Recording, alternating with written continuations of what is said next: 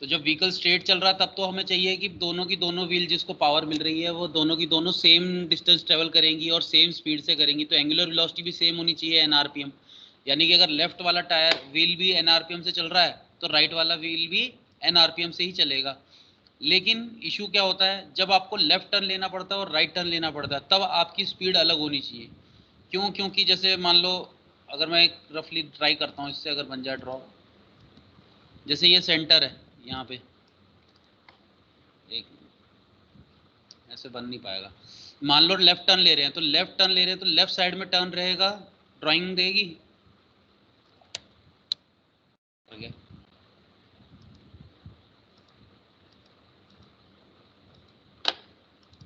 Video से दिखा देता हूँ आपको।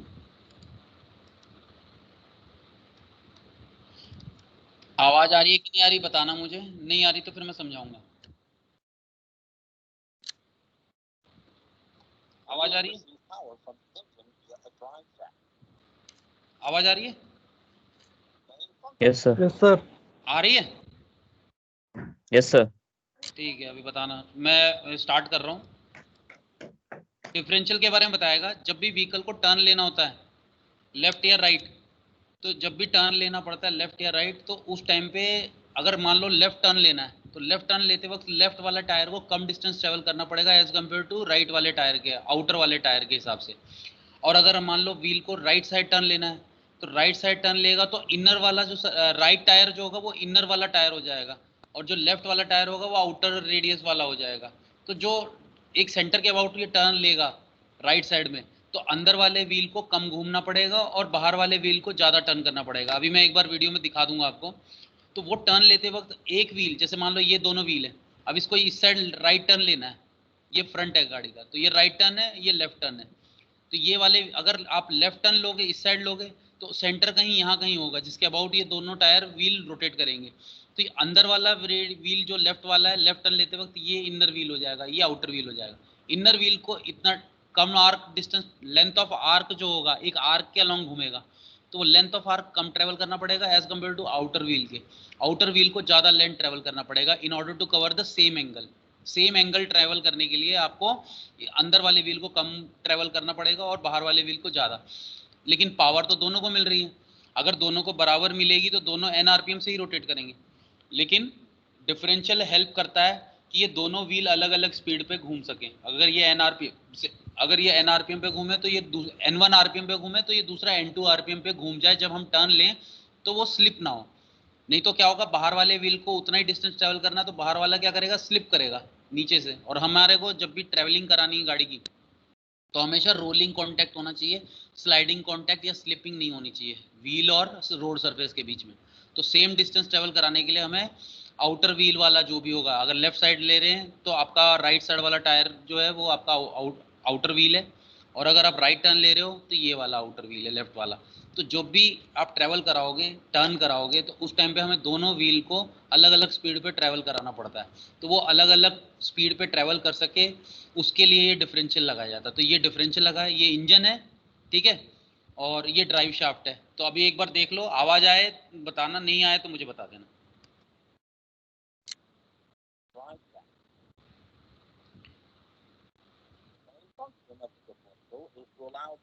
आवाज़ आ रही है ना सर? बहुत हेलो, कम आ रही है। आ रही है ना? बहुत स्लो आ रही। क्या बोल रहे हो? बहुत स्लो आ रही है सर। बहुत स्लो आ रही है? अभी एक बार और ट्राई करो, देख लो एक बार, फिर मैंने, अब आ रही है? नहीं आ रहा। नहीं आ रही। ना, अब नहीं आ रही? नो सर, नहीं आ रही। अच्छा, अभी चेक करो। Part of all four-wheelers. Wheels receive power from the engine via a drive. अब आ रही है? आ रही है। हाँ यस ठीक। सर। अब मैंने फुल कर दिया है, अगर फिर भी दिक्कत हो बता देना, थोड़ा जोर से बोलना, ठीक है? अब ये देख ओके। लो,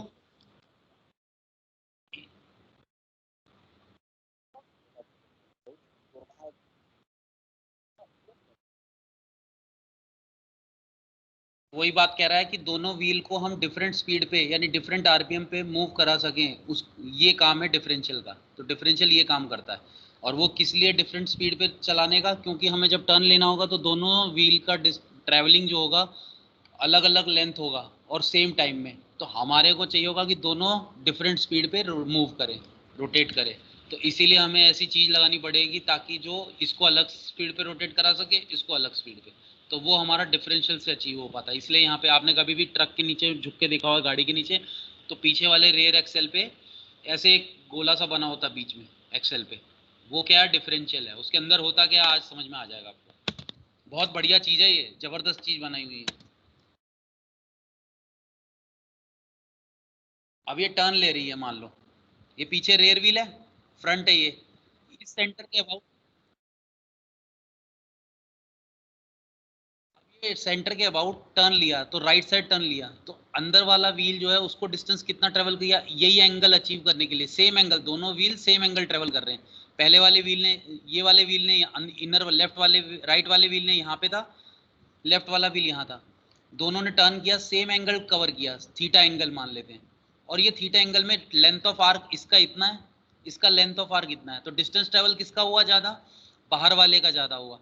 तो यही मैं आपको समझा रहा था। अब ये ज़्यादा, उतने ही एंगल को कवर करने के लिए उतने ही टाइम में इसको ज़्यादा डिस्टेंस ट्रेवल करना है, सेम एंगल कवर करना है, लेंथ ज़्यादा कवर करनी है सेम एंगल कवर करने के लिए, और सेम टाइम में। अगर यहाँ से यहाँ तक इसको टी टाइम लगा तो इसको भी यहाँ से यहाँ तक टी टाइम ही लगा, तो इसको भी टी टाइम में थीटा एंगल कवर करना है, इसको भी टी टाइम में थीटा एंगल कवर करना है। लेकिन इसका डिस्टेंस ज़्यादा है, इसका कम है, और लेफ्ट वाले का ज़्यादा है। तो ये ज़्यादा तभी अचीव हो पाएगा जब इसकी स्पीड ज़्यादा होगी, तभी वो उतना एंगल उतने ही टाइम में कवर कर पाएगा। तो इसी के लिए तो आपका एन आर, ये एन का मतलब आरपीएम है, आपकी लेफ्ट की आरपीएम जो होगी वो राइट से ज़्यादा होनी चाहिए। ये राइट टर्न लेगा तब की बात है, और जब लेफ्ट टर्न लेगा तो इसका उल्टा होगा। अब अगर मैं इसको सॉलिड शाफ्ट से कनेक्ट कर देता, डिफरेंशियल यूज ना करूं, तो क्या होगा? अब अगर ये पावर जो मिलेगी वो दोनों को मिलेगी, और जब ये टर्न करेगा तो इसको अगर उधर ही पहुंचना है, उसी डिस्टेंस पे उतना ही डिस्टेंस ट्रेवल करेगा, क्योंकि ये सॉलिड है तो पहुंचेगा तो जरूर उधर ही, लेकिन ये स्लिप करते हुए पहुंचेगा। तो ये स्किड करेगा किसमें, ग्राउंड सरफेस के साथ ये व्हील स्किड करेगा, जो कि अच्छा नहीं है, आपकी ग्रिप ग्राउंड के साथ अच्छी नहीं है, तो ये व्हीकल के लिए अच्छा नहीं माना जाता है। ठीक है, तो कभी भी आपका व्हील जो है वो स्किड नहीं करना चाहिए, क्योंकि इससे कंट्रोल लॉस होता है। तो जब भी आपको गाड़ी है, गाड़ी बनाते हो, तो वो हमेशा स्टेबल होनी चाहिए, कंट्रोल में होनी चाहिए। तो स्किडिंग जो है वो कंट्रोल में नहीं है, इसीलिए हमें ये चीज़ हम यूज़ नहीं कर सकते। तो सॉलिड शाफ्ट हमारे लिए यूज़ करना ठीक नहीं है,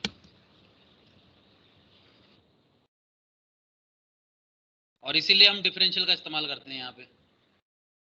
ठीक है,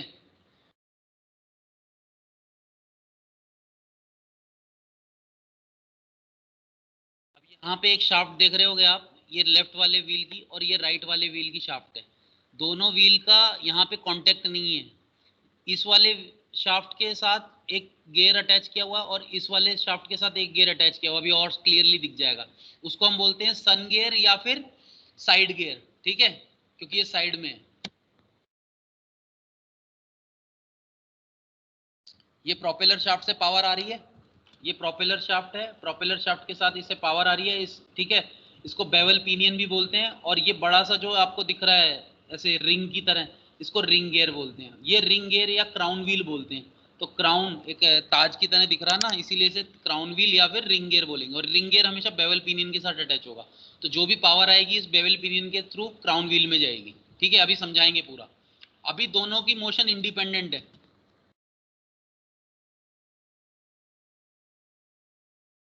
ये अपना इंडिपेंडेंटली मूव कर सकता है, ये अपना इंडिपेंडेंटली मूव कर सकता है।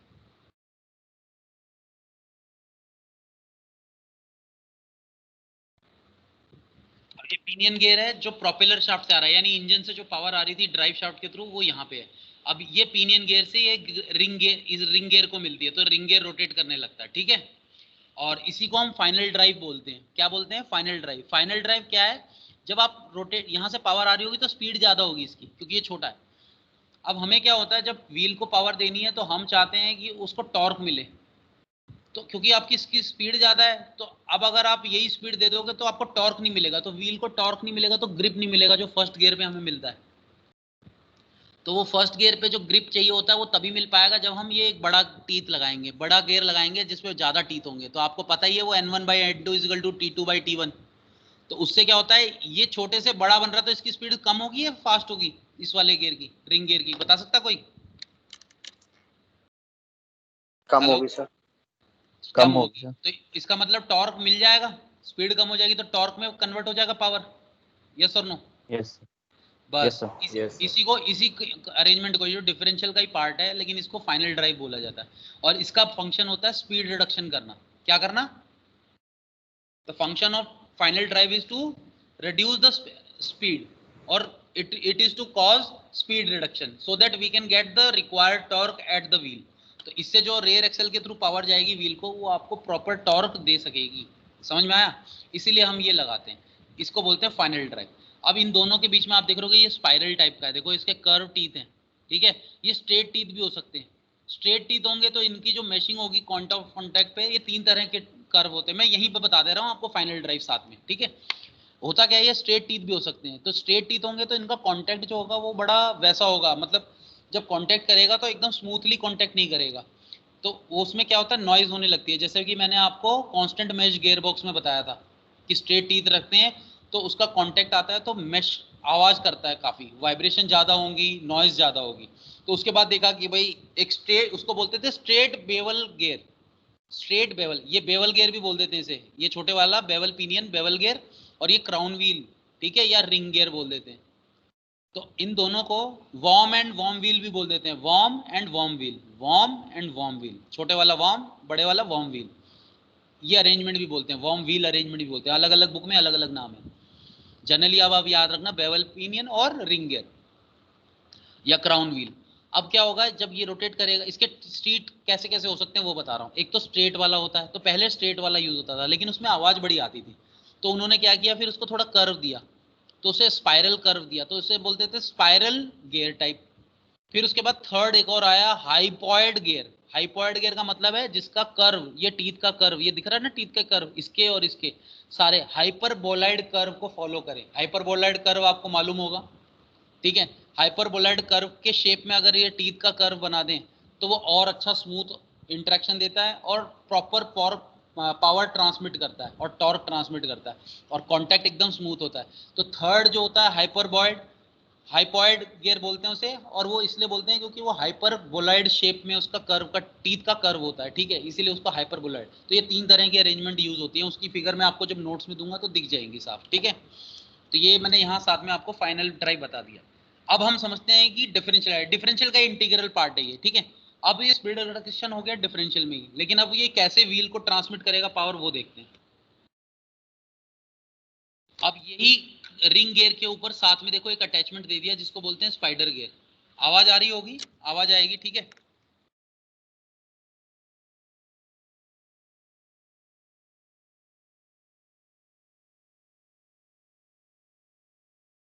ये रोटेट नहीं कर रहा, अभी ये रोटेट नहीं कर रहा, अभी क्या कर रहा है, सिर्फ सेंटर के अबाउट जो एक्सेल होगी अगर, तो उसके अबाउट ये रोटेट कर रहा है, लेकिन अपनी एक्सिस के अबाउट रिवॉल्व नहीं कर रहा, अपनी एक्सिस के अबाउट रिवॉल्व नहीं कर रहा। अगर आप देखो तो ये रिवॉल्व नहीं कर रहा अपनी एक्सिस के, लेकिन अगर एक्सेल वाली जो एक्सिस है जिसके अबाउट ये क्राउन व्हील अटैच किया हुआ है, जिसके बीच में से एक्सेल जाएगा, उस एक्सिस के अबाउट तो ये रोटेट कर रहा है, देखो ऐसे, लेकिन अपनी खुद की एक्सिस के अबाउट ये स्पाइडर गियर जो है वो रिवॉल्व नहीं कर रहा। तो देखो ध्यान से, देखो स्टेशनरी है, वैसे रोटेट कर रहा है एक्सेल के, अब रोटेट करना शुरू किया है, तो ये ऐसे भी मूव कर सकता है। वो कब करेगा वो बताएंगे, जब वो टर्न लेगा। ये जो स्पाइडर गियर है ये तभी टर्न करेगा, अपनी एक्सिस के अबाउट भी साथ, ऐसे रोटेट तो कर ही रहा है इस एक्सिस के अबाउट, लेकिन अपनी एक्सिस के अबाउट भी साथ में रोटेट तब करता है जब इसे टर्न लेना होता है। वो भी मैं दिखाऊंगा आपको, दोनों लेफ्ट और राइट। अब क्या होता है, ये 2 एक्सेल है, लेफ्ट वाला ये राइट वाला, राइट वाले पे एक गियर लगा दिया साइड गियर, एक लेफ्ट वाले पे साइड गियर लगा दिया। बुक में आप पढ़ोगे तो साइड गियर को सन गियर भी बोल रहे होंगे, ठीक है, तो उससे चिंता करने की जरूरत नहीं है, बस नोट करके रखना कि इसे सन गियर कहा जा रहा है क्योंकि ये सेंटर में है, तो इसलिए सन गियर बोलते हैं। और साइड गियर इसलिए बोल रहे हैं क्योंकि यह दोनों साइड में जो व्हील है उनको कनेक्ट कर रहा है, दोनों साइड एक्सेल को कनेक्ट कर रहा है, ठीक है, लेकिन आपस में किसके थ्रू कनेक्टेड है, स्पाइडर गियर के। तो दोनों ही साइड गियर आपके स्पाइडर गियर के साथ कनेक्टेड है, अभी मोशन में दिख जाएगा।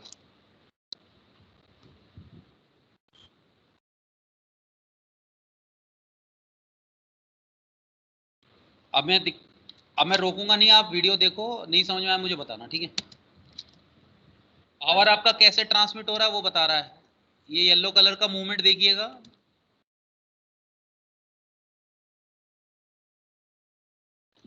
पावर आपका यहाँ से स्पाइडर से इन दोनों में जाता है, ठीक है। तो इस तरह से मोशन ट्रांसमिट।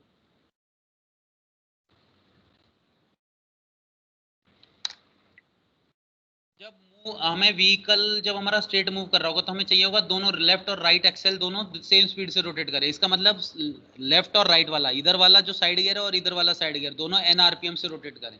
तो दोनों का लेफ्ट और राइट वाला आरपीएम जो हो वो दोनों सेम हो।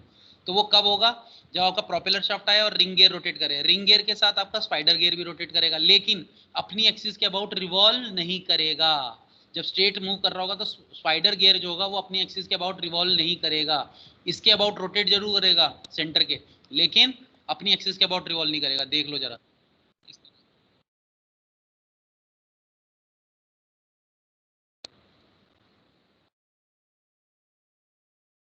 अब ध्यान से देखो, ये रोटेट नहीं कर रहा है, ये अपनी इस एक्सिस के अबाउट रोटेट तो कर रहा है, लेकिन अपनी खुद की एक्सिस, यहाँ पे जो एक्सिस है अपनी खुद की एक्सिस के अबाउट रोटेट नहीं कर रहा है। तो उससे हो क्या रहा है, आपके दोनों के दोनों मूव करेंगे, क्योंकि अपनी एक्सिस के अबाउट ये स्पाइडर गियर ऐसे मूव करता रहेगा। तो ये तीनों गियर, दोनों साइड गियर और स्पाइडर गियर के बीच में कोई रिलेटिव मोशन नहीं है, तो ये as a single unit move करेगा। तो सिंगल यूनिट मूव करेगा तो ये भी एनआरपीएम से मूव करेगा, ये भी एनआरपीएम, क्योंकि अपनी एक्सिस के अबाउट अभी ये रिवॉल्व नहीं कर रहा।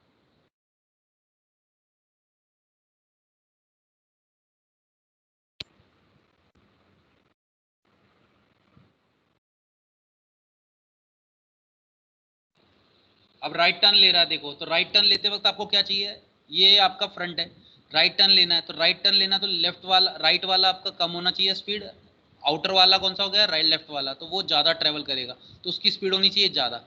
तो लेफ्ट वाले की स्पीड ज़्यादा करनी है, राइट वाले की कम करनी है, तो वो कैसे अचीव होगी वो बताएगा।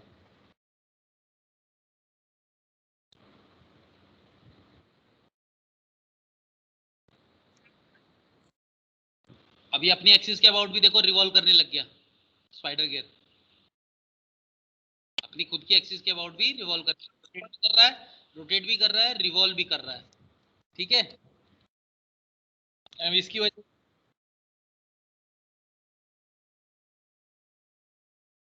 तो रोटेशन की वजह से भी हो गया, एक अपनी जो रिंग गियर की एक्सिस है उसके अबाउट भी रोटेट कर रहा है, ब्लू कलर का जो दिखा रहा है, और अपनी एक्सिस के अबाउट जो स्पिन कर रहा है वो ग्रीन कलर से दिखा रहा है, तो दोनों का मोशन मिल रहा है अभी से कंबाइंड।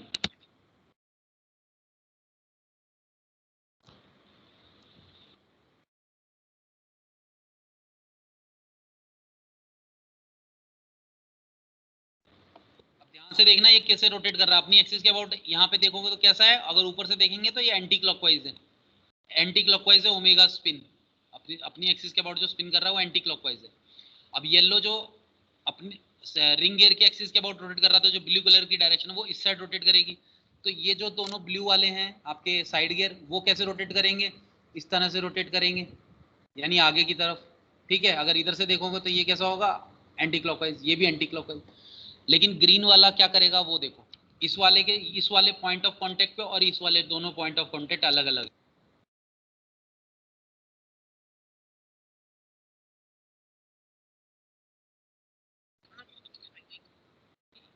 साइड वाले पॉइंट ऑफ कांटेक्ट में स्पाइडर गियर और लेफ्ट वाला देखो दोनों सेम डायरेक्शन में जाएगा। जो ये ब्लू वाला था रोटेट करा रहा था वो भी उसे ऐड करके इसी साइड धकेल रहा है, ये स्पाइडर गियर इस ब्लू वाले को, लेफ्ट वाले को इसी साइड धकेल रहा है। और आपका जो रोटेशन है एंटी क्लॉकवाइज है, तो इस साइड में जो पॉइंट ऑफ कांटेक्ट आएगा वो भी इसी साइड धकेलेगा, तो दोनों का एडिशन हो जाएगा और वो दोनों वी रोटेशन और वी स्पिन दोनों मिलेगी इसी साइड में, तो ये आपका और तेजी से रोटेट करेगा। जो पहले एन आरपीएम से कर रहा था वो एन आरपीएम की जगह इस स्पिन की वजह से उसमें मान लीजिए इस दोनों की स्पीड कैपिटल एन आरपीएम थी, लेकिन इसकी रोटेशन की वजह से क्या हुआ, अगर एंटी क्लॉकवाइज हुआ तो लेफ्ट वाले में स्मॉल एन आरपीएम और ऐड हो गया, तो capital N plus small n, तो इसकी स्पीड जो होगी वो capital N plus small n और हो गई। वो स्मॉल एन किसकी वजह से आई? इसकी एंटी क्लॉकवाइज मूवमेंट की वजह से, स्पाइडर गियर की।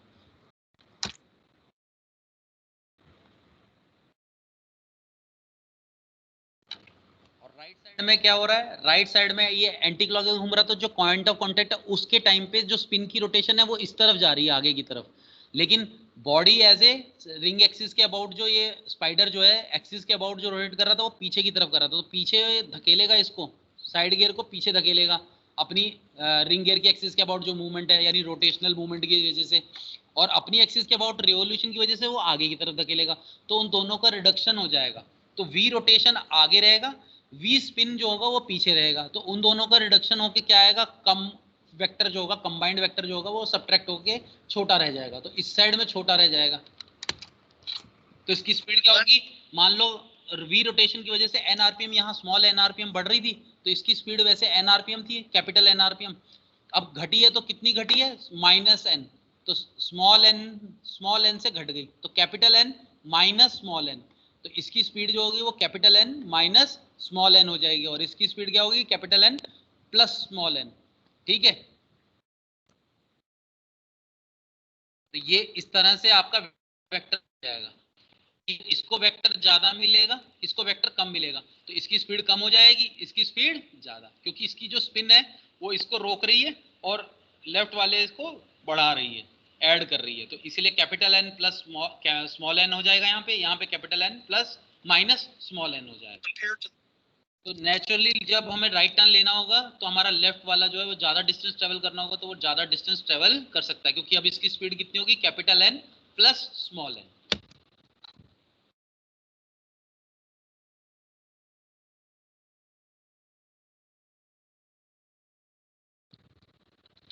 तो इस तरह से ये आपका टर्न कवर करता है। अब मान लो अगर राइट की जगह लेफ्ट जाना हो तो क्या होगा?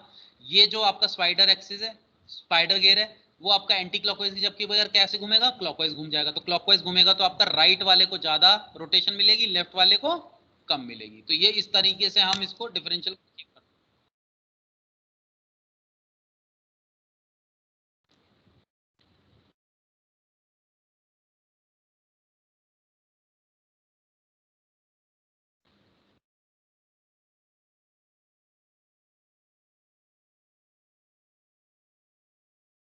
ये कह रहा है कि अगर हैवी लोड व्हीकल है, यानी जिसपे ज़्यादा लोड कैपेसिटी लेने, जैसे ट्रक वगैरह, तो उसमें एक गियर की जगह, एक स्पाइडर गियर की जगह 2 स्पाइडर गियर या उससे ज़्यादा भी यूज़ होते हैं। क्यों है भाई? रीज़न बता सकता कोई?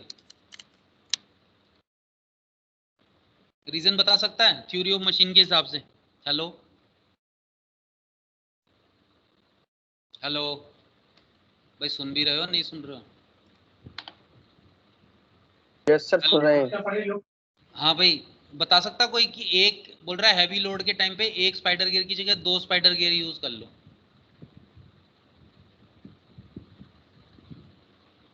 नहीं, मैं बताऊं? थ्योरी ऑफ मशीन में आपने पढ़ा था, स्ट्रेस पढ़ा था ना, फोर्स अपॉन एरिया। तो एरिया अगर पॉइंट ऑफ कांटेक्ट कम होगा तो स्ट्रेस क्या होगा? बढ़ जाएगा, क्योंकि F बाई ए होता है, तो ए डिनोमिनेटर में, तो ए अगर कम होगा तो स्ट्रेस क्या होगा? सेम फोर्स रहते हुए भी आपका स्ट्रेस बढ़ जाएगा, तो टूटने का चांस ज़्यादा है। तो जब आप एक स्पाइडर गियर यूज़ करो तो पॉइंट ऑफ कॉन्टैक्ट एक ही है, ये वाला एरिया।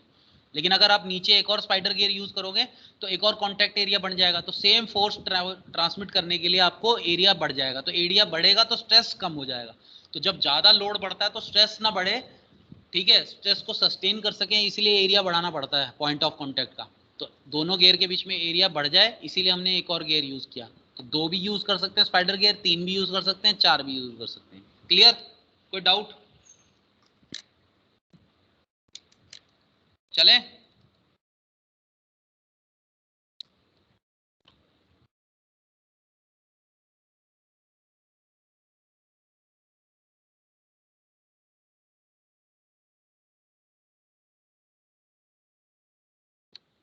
मैंने आपको बताया था डिफरेंशियल का जो काम है एक तो टर्न लेते वक्त का है, लेकिन अब ये वही वाली बात बोल रहा है जो मैंने आपको बताया था, फाइनल ड्राइव। फाइनल ड्राइव किसे बोलते हैं? बेवल पिनियन और क्राउन व्हील को।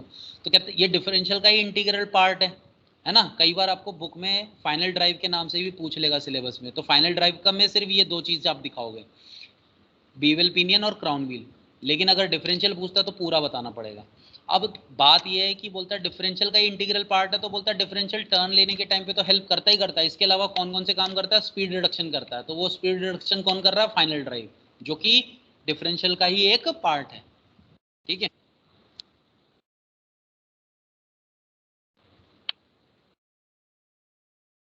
तो जैसे ही आप ये कम से बड़ा डाया करा, आपका स्पीड कम हो गया तो टॉर्क बढ़ गया, तो टॉर्क मल्टीप्लाई हो जाता है। तो इसीलिए हम करते हैं क्योंकि आपके व्हील को ग्रिप मिले ग्राउंड पे अच्छी, और वो इनर्शिया को काउंटर बैलेंस कर सके और मूवमेंट आपकी ले सके। तो टॉर्क हमें चाहिएगा, उसके लिए स्पीड नहीं चाहिए। स्पीड तो तब चाहिए जब आप एक बार मोशन में आ गए, तब आप स्पीड बढ़ाओ। लेकिन जब गड्ढे में फंसी तो आपका स्पीड काम नहीं आएगा, टॉर्क काम आएगा। ठीक है, या बम्प है कहीं तो वो टॉर्क काम आएगा। इसलिए टॉर्क मल्टीप्लाई होना बहुत जरूरी है, इसलिए इसको लगाया गया है ब्लू वाला रिंग गियर को या क्राउन व्हील को। तो ये हाई गियर रेशो अचीव करने के लिए होता है। और गियर रेशो कितना रहता है इनका दोनों के बीच में?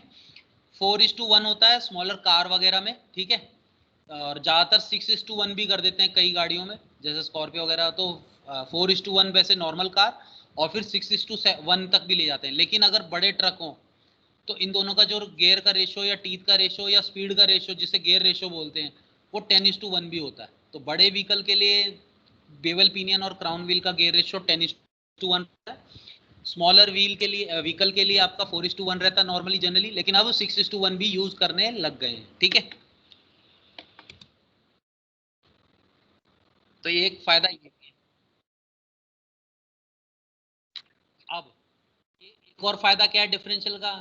तीसरा फायदा ये है कि आपका जो पावर आ रही है, इस तरह से आ रही थी इस एक्सिस के अबाउट जो एरो दिखा रहा है, अब उसको 90 डिग्री आपने दोनों व्हील को ट्रांसफर किया, तो 90 डिग्री टर्न दे सकता है डिफरेंशियल। तो डिफरेंशियल की हेल्प से आपने पावर को 90 डिग्री एंगल पे टर्न दे दिया, तो इस साइड भी चला गया और इस साइड भी चला गया।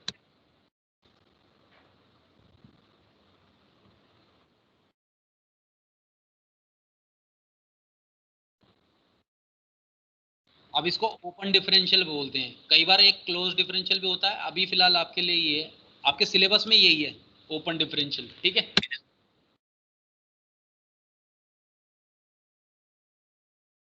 अब इसमें एक कमी है, तो बता सकता है इसमें एक कमी है? इसमें एक कमी है, कोई बता सकता है भाई? वो कमी क्या है वो देख लो। अब कर रहा हूँ।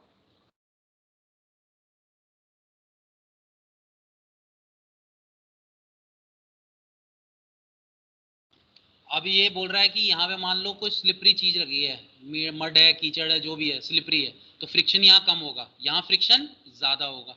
अब जो पावर आएगी वो पावर दोनों में बराबर ट्रांसमिट होगी या अलग अलग होगी? कोई बता सकता है? ये बहुत बढ़िया चीज है क्वेश्चन। इसके लिए मैं आपको सिलेबस से हटके एक चीज बताऊंगा जो आजकल लेटेस्ट यूज हो रहा है। अब ये पुराने टाइम पे था डिफरेंशियल, अब जो नया है उसमें क्या लगा होता है वो भी बताऊंगा। लेकिन मुझे ये बताओ जरा कोई एक कि भाई दोनों में ग्रिप अलग हो गई, इसकी फ्रिक्शन ज़्यादा हो गई, इस साइड में स्लिपरी है तो इधर फ्रिक्शन कम हो गई, तो जो पावर है प्रोपेलर शाफ्ट से जो पावर आएगी वो एक्चुअल में ग्रिप वाली साइड में ज़्यादा जाएगी या स्लिपरी वाली साइड में ज़्यादा जाएगी?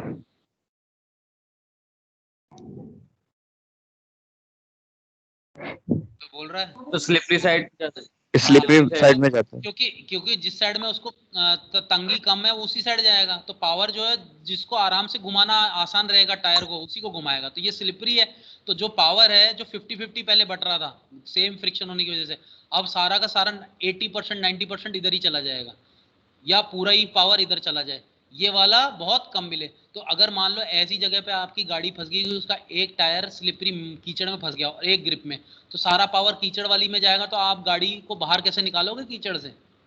नहीं निकाल पाओगे ना, क्योंकि इसको तो पावर मिलेगी नहीं जो ग्रिप दे रहा है। तो हमें चाहिए कि पावर तो इसे मिले, तभी हमारा वो कीचड़ से निकाल पाएगा व्हीकल को। तो उसके लिए एक नया डिफरेंशियल यूज करते हैं, उसको बोलते हैं लिमिटेड स्लिप डिफरेंशियल।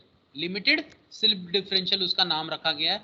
वो आपके सिलेबस में नहीं है, लेकिन मैं आपको वीडियो दिखा देता हूँ, क्योंकि आपको अपनी नॉलेज होनी चाहिए इस चीज़ की, क्योंकि आप कल को कहीं किसी कंपनी में जाओ तो वो इसका सॉल्यूशन क्या है वो बताता है। तो उसमें मैं बोलूँगा नहीं, आप एक बार चुपचाप देखना, क्योंकि टाइम बहुत कम है और सिलेबस में नहीं है।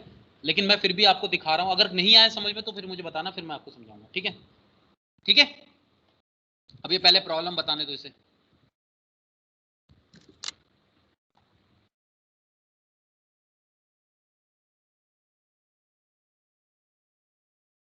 पावर ज्यादातर इधर ही जा रही है, अभी इसको बहुत कम मिल रही है तो मूव ही नहीं कर पाए।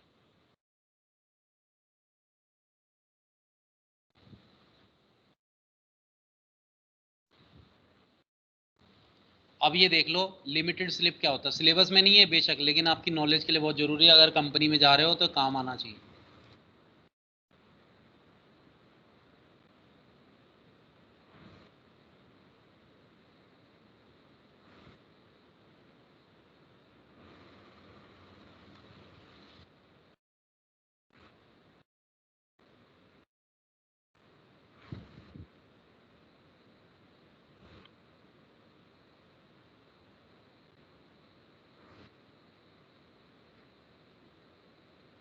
ये जहाँ पे ग्रिप ज्यादा है, जहाँ ग्रिप ज्यादा है ये कह रहा है उसको तो पावर मिलेगी नहीं, और जिसको फ्रिक्शन कम है, जहाँ स्लिपरी है उसको सारी पावर मिलेगी, तो हमारी गाड़ी आगे मूव नहीं कर पाएगी। मूव करने के लिए हमें इसको पावर देनी पड़ेगी, इसके पास आनी चाहिए पावर, ठीक है, इसको टॉर्क मिलना चाहिए। तो वो कैसे मिलेगा, उसके लिए कैसे किया वो देखो।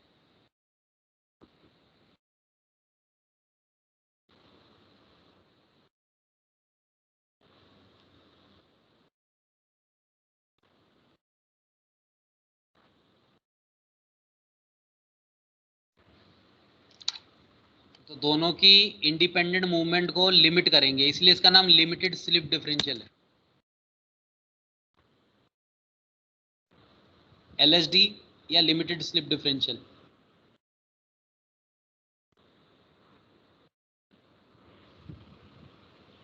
इसमें क्लच यूज करेंगे दोनों साइड।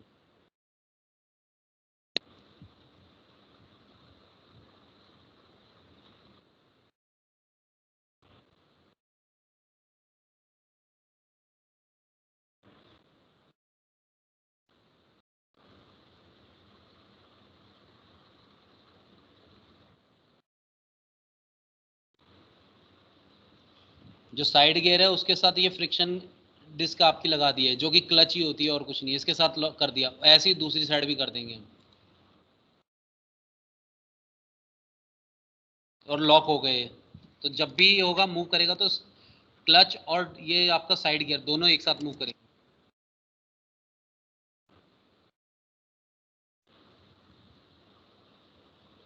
मल्टीपल लगा।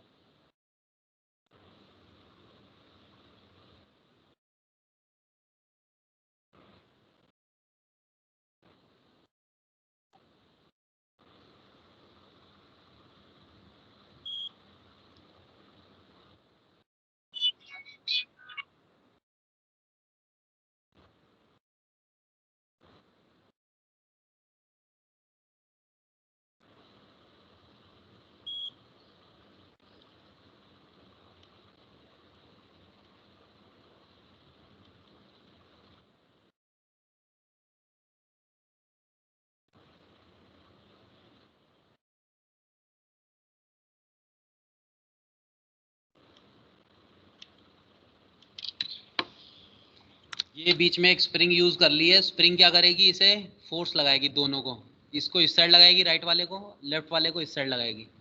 अब होगा क्या वो देखो।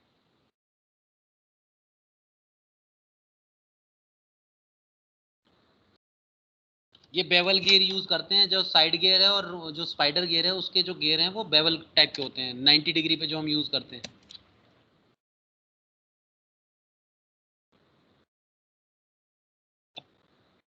क्योंकि इंक्लाइंड है तो आपका एक्सियल फोर्स के साथ थ्रस्ट फोर्स, दोनों एक फोर्स आपके लगेंगे, जैसे ये डायरेक्शन दिखा रहा देखो।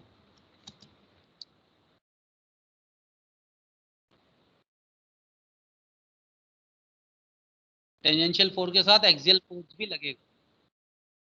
अब ये फोर्स अगर इस साइड लगेगा तो ये इसको धकेलेगा, इस गियर को पीछे, तो ये पीछे धकेलेगा तो आपका क्लच भी पीछे मूव करेगा।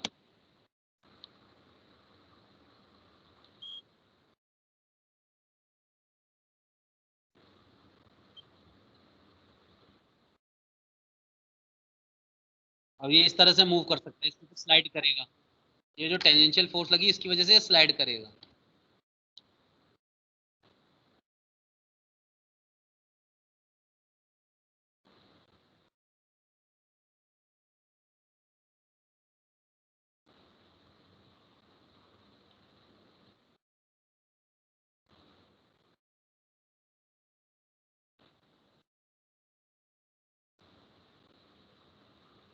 टॉर्क कहाँ मिल रहा है, यहाँ लो टॉर्क मिल रहा है, ये स्पीड ज़्यादा बढ़ रही है यहाँ पे, तो आपको टॉर्क में कम मिलेगा, पावर जो मिलेगी वो सारी टॉर्क में कम मिलेगी, स्पीड में चेंज हो जाएगी। इधर जो है आपको हाई टॉर्क चाहिए, ठीक है, तो वो कैसे, और स्पीड कम है, हमें ग्रिप बनानी है तो हमें किस तरह से चाहिए वो।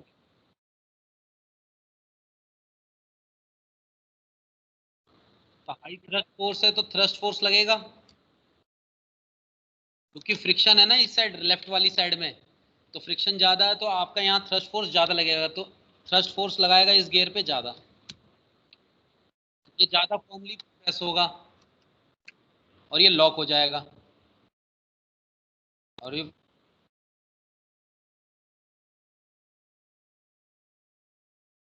और क्योंकि ये लॉक हो जाएगा तो पावर जो है आपका स्पाइडर गियर से कहाँ जाएगा, पावर फिर इधर जाने लगेगा, तो इस तरह से ये पावर को ट्रांसमिट कर देगा जो हमें लेफ्ट वाले टायर में चाहिए था। हेलो सर, सर हाँ रोबोटिक्स की क्लास है। हाँ, तो 9:40 तक है ना, अभी तो 1 मिनट बचा है। अच्छा बच्चा, ठीक है ठीक है।